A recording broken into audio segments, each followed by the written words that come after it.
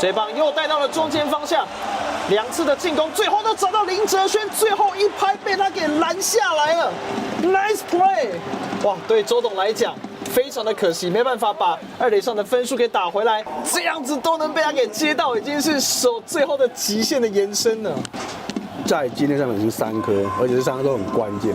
第1局的詹子贤，第2局的王威成，第3局的周思齐。周董最后给了哲轩一个赞。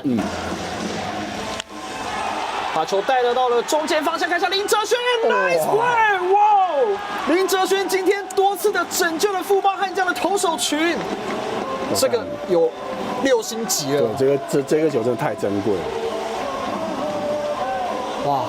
因为一开始我怕长打，所以他手的站的位置我觉得要深一点，从这个位置就看得很明显，所以他必须得要很快的趋前，所以选择起步的时间点抓得非常好。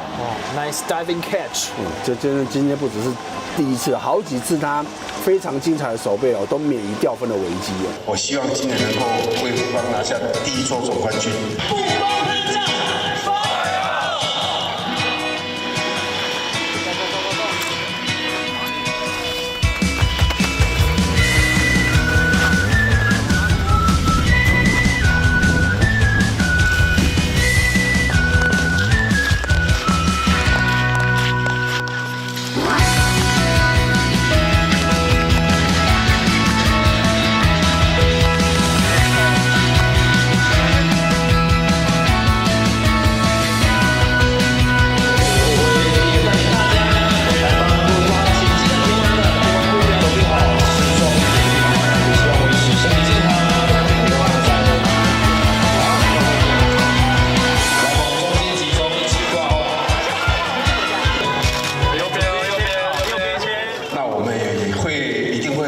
很用心、很努力的去做练习，能够在今年一个好的结果。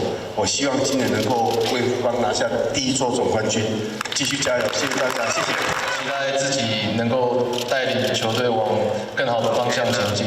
当然，今年是自己第4年担任队长。那虽然每年就是成绩都不是我们预期的嘛，那但我们大家都是很努力的拼下每一场比赛这样，然后希望说今年可以拿下更好的成绩，也祝大家身体健康，谢谢大家。当然每一年球队的目标都是总冠军，所以今年还是一样。那去年其实就差1场，也是希望延续去年下半季的这个气势还有求胜意志到今年，然后达成我们去年没拿到的目标。对。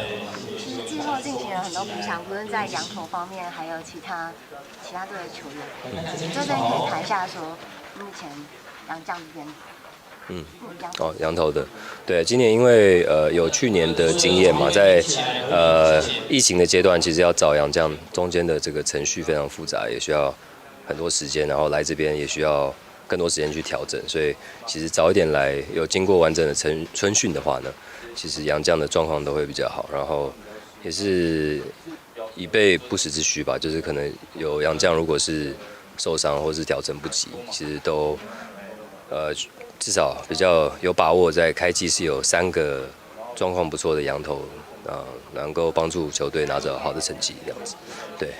预计什么时候他们会跟着一起？其实程序都陆续在跑，所以希望下礼拜开始就有洋将可以到。对，那当然每个人时间不一样，但是希望在2月底前所有的洋将都可以到齐，这样对。